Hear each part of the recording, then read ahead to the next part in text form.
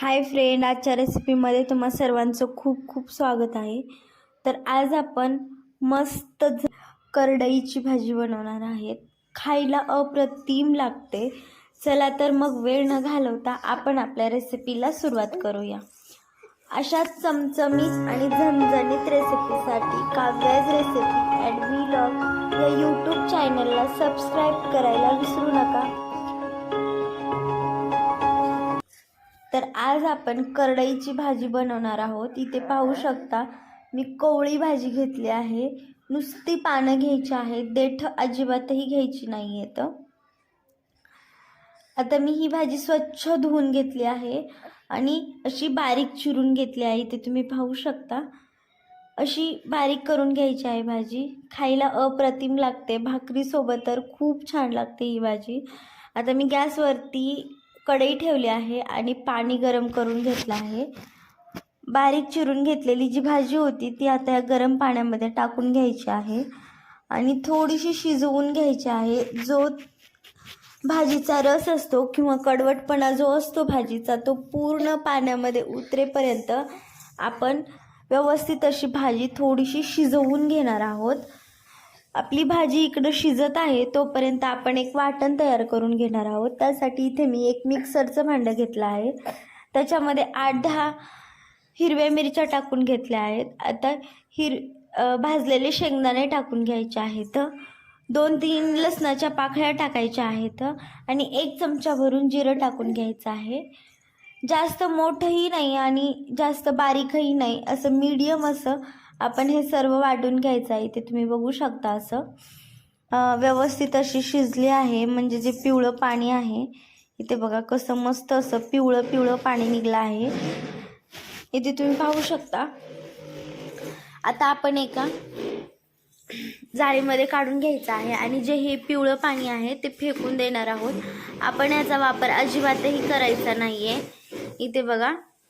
आणि प्लीज माझे जे व्हिडिओ तुम्हाला थोडाही आवडला तरी प्लीज सबस्क्राईब करा, कारण नवीन यूट्यूबरसाठी ना तुमचा एक सबस्क्रायबर खूप जास्त महत्त्वाचा असतो।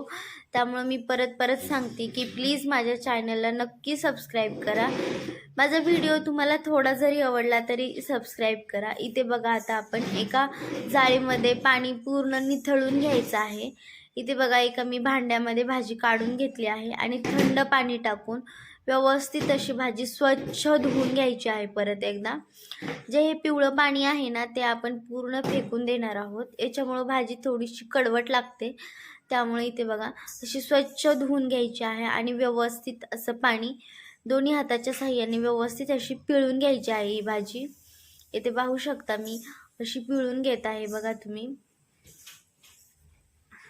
अशी पिळून घ्यायची आहे। पूर्ण पाणी असं निथळून घ्यायचं आहे भाजीतलं।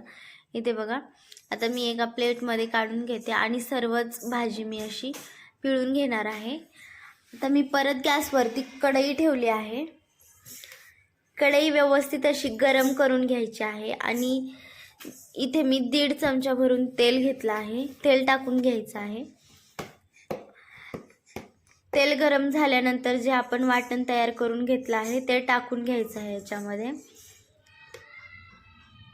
एक 2-3 मिनिटं वाटण व्यवस्थित असं परतून घ्यायचं आहे तेलामध्ये, कारण आपण मिरच्या हिरव्याच टाकल्या आहेत आणि लसूण देखील हिरवाच टाकला आहे।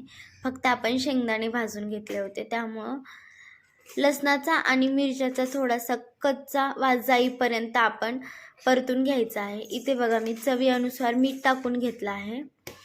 आता सर्व व्यवस्थित मिक्स करून घ्यायचं आहे आणि 2-3 मिनिटे तेलामध्ये फ्राय करून घ्यायचे। आता जी आपण भाजी पिळून घेतली होती ना ती व्यवस्थित अशी सुट्टी करून टाकून घ्यायची आहे। इथे बघू शकता तुम्ही मी अशी टाकत आहे। मी इथे जरा शेंगदाण्याचं कूट थोडंसं जास्त वापरलं आहे, कारण मला तसं आवडतं म्हणून। तुम्हाला हवं असेल तर तुम्ही थोडंसं बारीक करू शकता, पण ते दाताखाली येतं त्यामुळे खायला भाजी अप्रतिम लागते।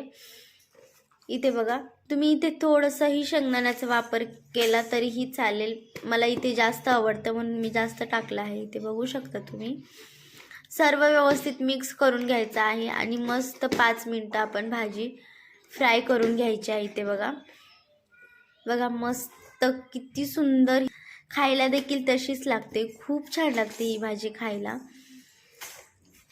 इथे बघा आता आपली भाजी पूर्ण तयार झाली आहे. भाकरीसोबत तर खूप छान लागते, इथे पाहू शकता. इथे बघा. चला ओके, बाय बाय, भेटूया पुढच्या व्हिडिओमध्ये.